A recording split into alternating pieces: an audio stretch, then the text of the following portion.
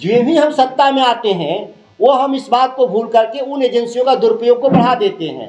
देश की सरकार ने अपने जांच एजेंसियों के द्वारा लगातार डरवाने धमकाने का काम किया गया। केंद्रीय जांच एजेंसियों के द्वारा तंग एवं तबाह किया जा रहा है। आश्चर्यजनक है कि जब तक बिहार में एनडीए की सरकार थी, यही केंद्रीय जांच एजेंसियां नहीं के बराबर कार्रवाई कर रही थी। इससे साबित होता है देश के तमाम जो विपक्षी दल हैं, जिनका आरोप है कि देश की सत्ता में बैठे हुए केंद्रीय सरकार के लोग अपने राजनीतिक प्रतिस्पर्धियों और विपक्षियों को एक केंद्रीय जांच एजेंसियों के द्वारा डराया धमकाना जाने के प्रयास इस तरीके से किया जा रहा है कि राजनीतिक अस्थिरता का जन्म हो रहा है। आपने देखा होगा, महाराष्ट्र को देखा होगा आप लोगों ने, आपने झारखंड को देखा होगा कि वहाँ की सरकारें, या आपने पश्चिम बंगाल में देखा होगा जहाँ विपक्ष की सरकारें थीं, वहाँ पर यूपीए की जहाँ सरकारें थीं, उसको देश की सरकार ने अपने जांच एजेंसियों के द्वारा लगातार डरवाने धमकाने का काम किया गया। और एक बात तय हुई थी, आपने देखा भी होगा कि जिस काम के लिए मैं आज प्रेस कॉन्फ्रेंस कर रहा हूं, मैं एक निजी विधेयक बिहार विधानसभा में ला रहा हूं, जिसका मुख्य उद्देश्य है कि दिल्ली पुलिस इस्टेब्लिशमेंट एक्ट के पारा 6 सेक्शन 6 में उसको अधिकार दिया गया था। बिहार जैसे राज्यों ने, देश के तमाम राज्यों ने दिया था आम सहमति कि वह देश में कहीं भी जांच कर सकते हैं। लेकिन जिस तरह से केंद्रीय जांच एजेंसियों का दुरुपयोग बढ़ता हुआ देखकर देश के 9 राज्यों ने अभी तक इस आम सहमति के धारा 6 को वापस लेने का काम किया था। आज भी 10वां राज्य पश्चिम बंगाल ने भी वापस लेने का काम किया, जो लागू नहीं हो पाया। 6 महीना पहले आप लोग को याद होगा, तेलंगाना के मुख्यमंत्री केसीआर आए थे और बिहार के मुख्यमंत्री जी के साथ साझा प्रेस विज्ञप्ति में कहा गया था कि बिहार के भीतर भी केंद्रीय जांच एजेंसियों को दी गई आम सहमति वापस लिया जाएगा।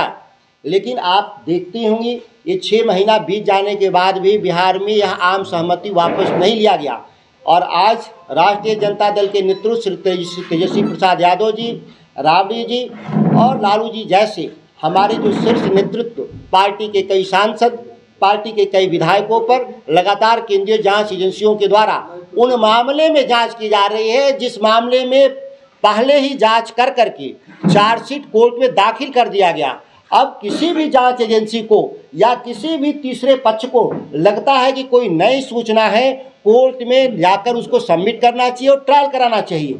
लेकिन ट्रायल ना करा करके इस अनिश्चित काल तक जांच के नाम पर उलझाए रखना और विपक्ष की एकता और विपक्ष के राजनेताओं को धमकाना, यह एक नया सगल तो मैं नहीं कहता।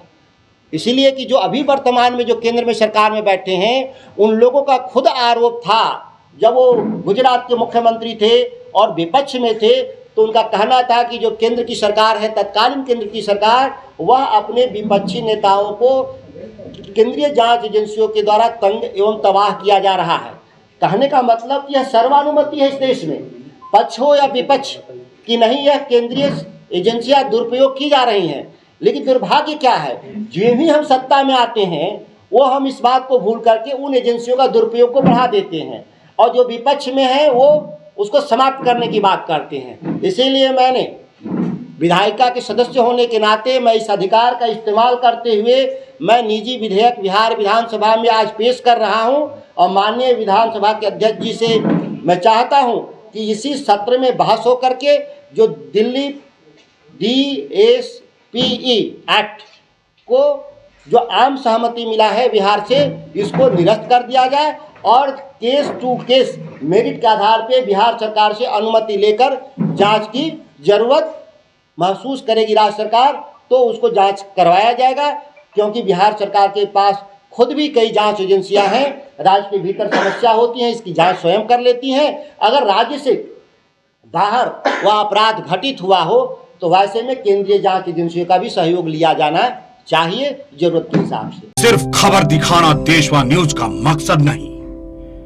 देशवा न्यूज की कोशिश है कि समाज की सूरत बदलनी चाहिए।